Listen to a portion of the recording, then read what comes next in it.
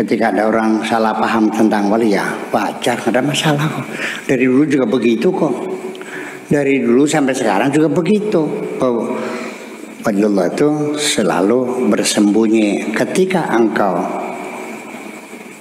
memantau, mengintai, berdasarkan dugaanmu, ini jangan-jangan waliullah. Ciri-cirinya waliullah, satu, kalau meludah selalu ke sebelah kiri. Begitu dia sadar ada yang mengawasi, dia meludahnya ke kanan kok. Iya. Dia menyembunyikan diri. Dia tidak mungkin aku waliullah. Makanya kalau ada orang mengaku aku waliullah, udah dapat dipastikan dia bohong.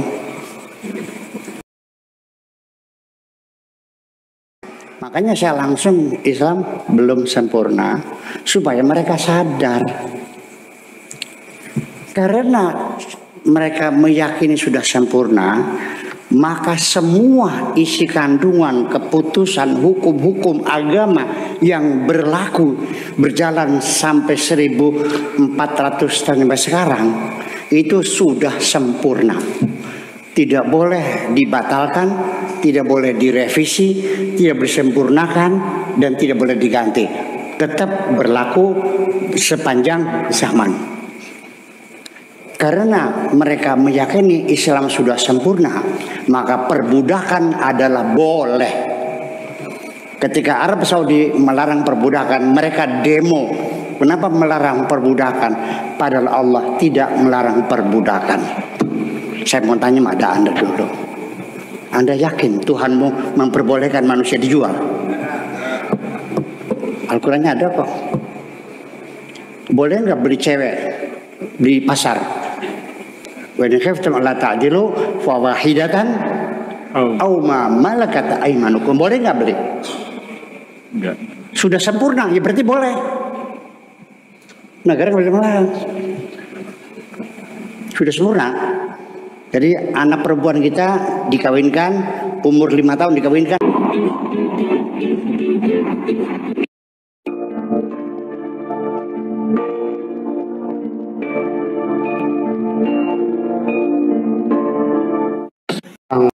Waliyullah Buya.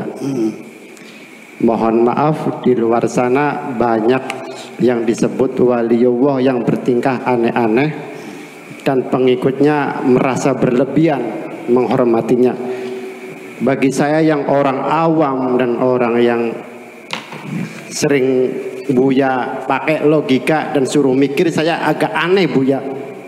Apakah yang saya waras, apakah enggak gitu. Yang kedua, saya sering mengorek-ngorek komen-komen Buya di TikTok. Bagaimana Buya tentang menanggapi bahwa Buya ada yang mengaku inilah pendeta saya yang bijaksana, memberi nasihat-nasihat para umatnya Buya. Saya pernah membaca di TikTok Wamima TV bahwa Buya diklaim sebagai pendeta saya yang bijaksana. Dan kedua, banyak yang kejam juga komen-komennya. Dan 80% membutuhkan sosok seorang Buya mungkin lebih dari 10.000. Terima kasih. Wassalamualaikum warahmatullahi wabarakatuh. Waliullah itu artinya kekasihnya Allah. Orang yang sudah mencapai tingkat ma'rifatullah, sudah mengenal Allah dan dia mencintai Allah. Semua apa saja yang dilakukan hanya untuk Allah.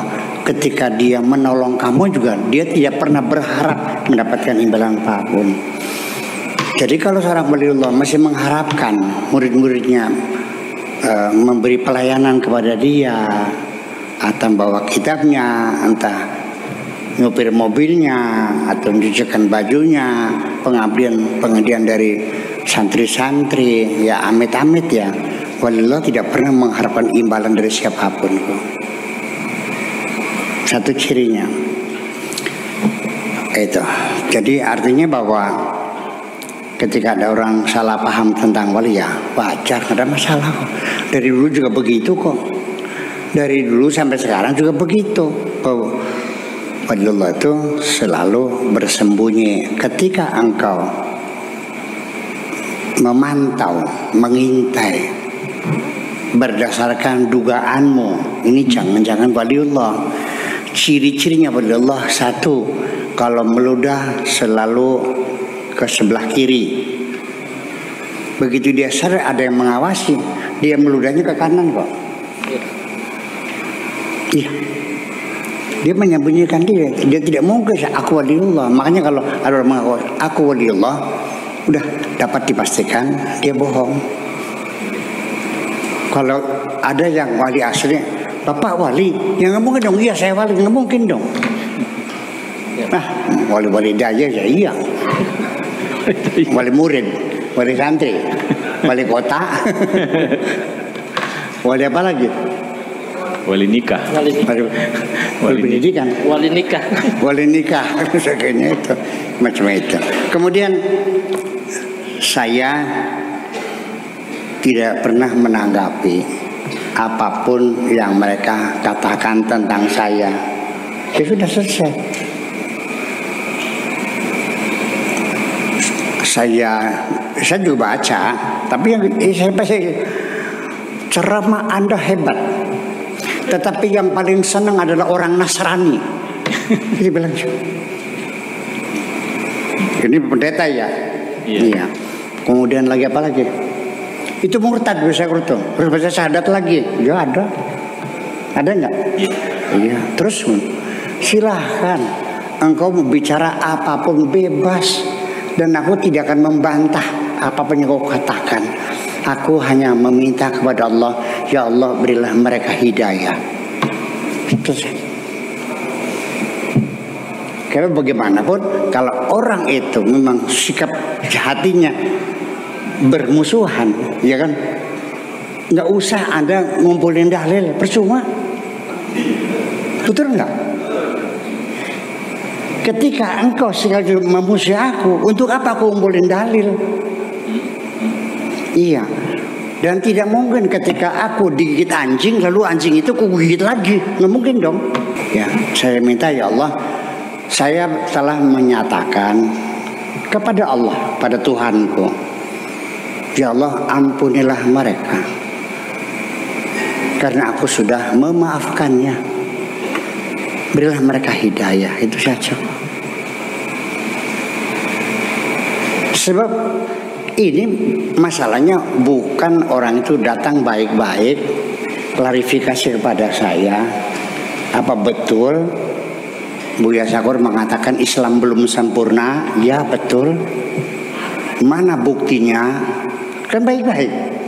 Ini mau langsung murtad kafir itu kan ujung-ujungnya saya nggak paham. Kena juga enggak. Saya juga nggak tahu sekolahnya dia kelas berapa, nggak tahu kok. Ngajinya juga nggak jelas. Nek orangnya juga masih kafar kufran. Gimana? Ya udah, nggak apa-apa. Tidak mengurangi sedikit pun juga. Percayalah. Kemarin saya bicara kalau kita mencapai target 50 lebih 1, udah berhasil nggak? Berhasil. Saya ini mencapai 98% loh. Tinggal 2 poin lagi 100%. Jadi sangat sedikit sekali orang yang tidak paham itu. Dan saya mengatakan mereka ini, hati saya tidak mengatakan mereka berhati jahat. Saya tidak menuduh mereka jahat, apalagi mengkafirkan mereka, memusyrikan mereka. Saya tidak menuduh hati mereka jahat. Saya paling tidak hanya menduga mereka tidak paham. Anda tersinggung gak kalau saya katakan kamu tidak paham? Enggak kan? Ya, iya. Jadi sebatas tidak paham, sudah gitu, kita maklumi aja. Kita kalau datang, padahal saya sudah mengundang, silakan datang ke sini, datang baik-baik, klarifikasi, hotelnya saya bayarin, transportnya saya bayarin, yuk kita berdialog, direkam oleh media nasional. Seperti itu. Iya dong. Sampai sekarang saya masih berargumentasi. Kenapa saya langsung bicarakan Islam belum sempurna? Karena ini passwordnya kalau Islam ingin maju. Sebabnya Islam terus mundur dan mundur dan mundur sampai sekarang titik nadir di alam dunia. Ya, bangsa yang paling bodoh, paling perang saudara, paling tidak jujur, ya kan, paling melarat dan sebagainya. Umat Islam ini, ya, mereka merasa bangga. Mereka tidak merasa bahwa umat Islam lagi dihukum oleh Allah. Masih mengatakan kami bangsa yang terbaik. Lu ngomong lagi dihukum kamu nih. Bikin silet aja nggak bisa. Betul nggak? Ya iya, kuntum khairu ummatin ukhrijat linnas. Nah itu. Jadi artinya bahwa makanya saya langsung Islam belum sempurna supaya mereka sadar.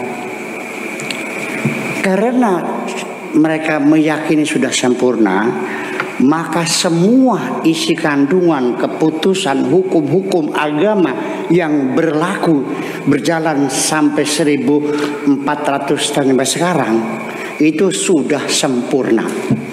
Tidak boleh dibatalkan, tidak boleh direvisi, tidak boleh disempurnakan, dan tidak boleh diganti.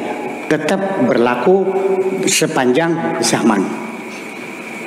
Karena mereka meyakini Islam sudah sempurna, maka perbudakan adalah boleh. Ketika Arab Saudi melarang perbudakan, mereka demo. Kenapa melarang perbudakan? Padahal Allah tidak melarang perbudakan. Saya mau tanya pada Anda dulu. Anda yakin Tuhanmu memperbolehkan manusia dijual? Al-Qurannya ada kok. Boleh nggak beli cewek di pasar? Wa in khiftum alla ta'dilu fa wahidatan aw ma malakat aymanukum. Boleh nggak beli? Enggak. Sudah sempurna, ya berarti boleh. Negara boleh melarang. Sudah sempurna. Jadi anak perempuan kita dikawinkan umur 5 tahun dikawinkan, sah nggak? Menurut hukum Islam sah nggak? Sah, betul. Tuhan mau mengizinkan anak 5 tahun dikawinkan. Jujur aja nih. Hak cerai suami di mulut suami, kapan saja bilang anti talik, sah jadi cerai. Siapa yang membela si perempuan? Perempuan manusia bukan sih? Kita bela di proses pengadilan. Demo juga mereka tahun 70 demo. Bagaimana melarang mencabut hak cerai suami diserahkan ke pengadilan? Islam tidak melarangnya. Oh jadi sempurna? Itu persoalan. Jadi Anda merasa nyaman ketika anak kecil dikawinkan. Anda merasa nyaman anak perempuan bisa dipaksa. Anda merasa nyaman hak cerai di mulut laki-laki. Anda merasa nyaman istri sakit tidak wajib diberi nafkah. Kalau perlu saya bawa kitabnya nih, Madzhabul Arwah, bab nafkah. Jadi kalau istrinya sakit, suami tidak wajib kasih nafkah karena barangnya tidak bisa dipakai. Mau diterapkan hukum begini?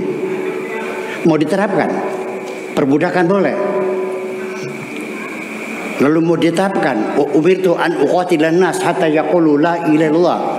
Aku diperintahkan kata Nabi untuk memerangi manusia sampai mereka mengatakan la ilaha illallah. Masih bisa dipakai hukum ini menyerbu negara orang lain tanpa alasan. Ini persoalannya. Ini persoalannya. Jadi kata Islam belum sempurna itu bukan menghinakan Islam, mengajak kamu maju berpikir. Mana? Bayangkan, ya kalau kita boleh menyerang negara orang lain supaya mereka mengatakan la ilaha illallah wa yuqimus salata wa yutuz zakata, sampai mereka mau mengatakan la ilaha illallah, sampai mereka mau mendirikan sholat, sampai mereka mau mengeluarkan zakat. Wa in fa'alu dzalika asamu minni dima'ahum wa amwalahum. Kalau mereka mau mengatakan la ilaha illallah, mau melaksanakan sholat, mau zakat, dijamin harta nyawanya selamat. Kalau tidak, Masih bisa dipakai nih. Di abad modern masih dipakai. Apakah seperti itu Islam itu? Menyerang negara orang lain, seenaknya aja. Ini kan persoalan. Jadi Islam sudah sempurna belum? Bapak-bapak, ibu-ibu sekalian, bagaimana Anda mengatakan Islam sempurna? Nabi meninggal dunia, Al-Quran belum dibukukan, betul nggak? Hurufnya masih 15, masih baru kasih titik-titik koma, kasih harokat, kasih ayat-ayat. Itu pun masih banyak kiroat-kiroat yang berbeda-beda, masih di pelepah korma dikumpulkan. Kemudian ayat-ayatnya juga tafsirannya berbeda-beda.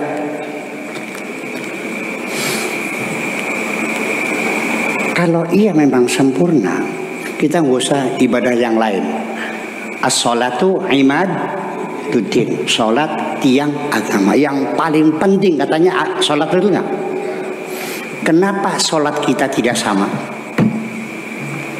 Dari mulai takbir sampai nunjuk, ada dua yang terus, ada yang sedekah, ada yang tidak, ada yang baca usolli, ada yang tidak, ada yang baca basmalah, ada yang tidak, ada yang baca fatihah, ada yang tidak. Bermacam-macam, betul nggak? Yang benar mana?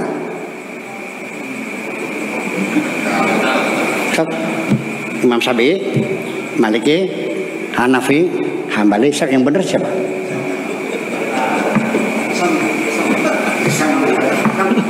Kalau saya katakan yang benar Syafi'i, berarti Maliki, Hanafi, Hambali salah kan? Udah. Dengan sholat yang berbeda-beda, kata Nabi, shollu kama ra'aitumuni usalli, sholatlah seperti kamu melihat aku sholat. Nah, sholatnya Nabi itu seperti apa? Baca Fatihah enggak? Fatihahnya baca basmalah enggak? Sholat takbir sedekah atau selonjor tangannya? Kita tidak tahu. Ini berarti para ulama mujtahidin ketika mereka mendeskripsikan ibadah sholat, dadak mencari, tidak menemukan petunjuk yang pasti bahwa Nabi sholatnya seperti ini, betul nggak? Tuh, berarti kan mereka menyempurnakan agama Islam kan? Para imam-imam inilah yang menyempurnakan agama Islam. Jadi kalau Anda mengatakan Islam sempurna, berarti Anda tidak menghargai jasa para ulama yang telah banyak berbuat menyempurnakan agama ini. Udah gitu aja.